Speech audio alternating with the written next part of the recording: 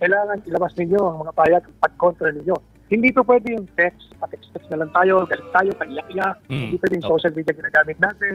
Sir, marami pong mga supporters ho ni former President PRRD ang nag-aabang ho sa mga pag-asa ho para kay PRRD na malusutan niya itong pagsubok sa kanyang buhay na ito. How hopeful is the Duterte side po? How can you address this sa lahat po ng mga supporters na nag-aabang po tungkol sa kasong ito? Dahil ang sinabi ko sa inyo kanina, si Duterte hindi doon. Si Duterte matapang. Si Duterte, ang mahalaga sa kanya kung ano sinumpa niya gagawin niya, kahit anong gawin niyo sa kanya.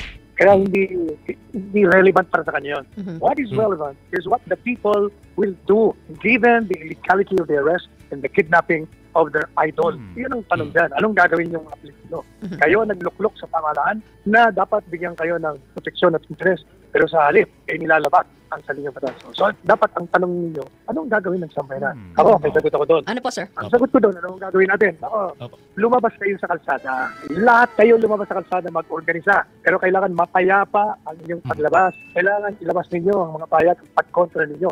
Hindi po pwede yung text, pa-text na lang tayo, galit tayo, pag-iyak-iyak. Hindi pwede yung social media ginagamit natin. Hindi po pa. Kailangan physical, lumabas tayo. Lumawa tayo gaya ng ginagawa ngayon ng ibang mga nagmamahal sa Presidente Duterte. Sila yung naggagawa ng mga rally, motorcade. Ano kayo magpakita ng inyong presensya? Sorry, Atty. Panelo, yung pong sinasabi niya na mapayapang pagpapahayag ng opinion, ng iyong sentimiento, ng suporta, hindi naman syempre yan, hindi ba sedition, hindi ba, Atty. Art, it doesn't fall under that, diba? So, klaro, kalaruhin lang natin sa mga kabatas natin na, okay, that's the operative word. Kasi baka isipin. Sa ilalim ng saligang batas, kanan, ay malaya ang ibinibigay sa taong bayan at sinumang mamamayan ang ipahayag ng kanyang damdamin. At meron din sinasabi sa saligang batas na pwede kayong maggrupo-grupo, maglakad sa kali, magsalita laban sa mga patakaran ng gobyerno. Yan ay garantisado sa saligang batas.